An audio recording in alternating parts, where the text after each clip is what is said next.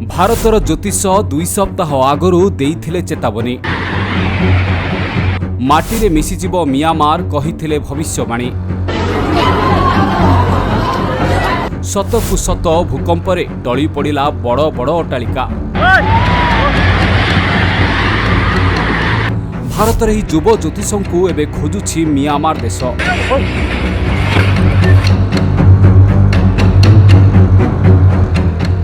एते सठिक भावे केमिति 2 सप्ताह आगरू भविष्यवाणी करिथिले भारतर ही युव ज्योतिष जनक। जेमिति कहिथिले सेपटे सेमिति म्यांमार आउ थाईलैंड देश रे टळी पड़िला बड़ बड़ अपार्टमेंट आउ टावर।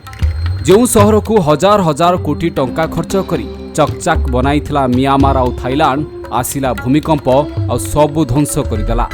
लोक माने भूकंपरू बंचिबा पाई मध्य समय पाइलेनी। गदा गदा लोक भग्न अट्टालिका तले चापी होई जीवन चाली।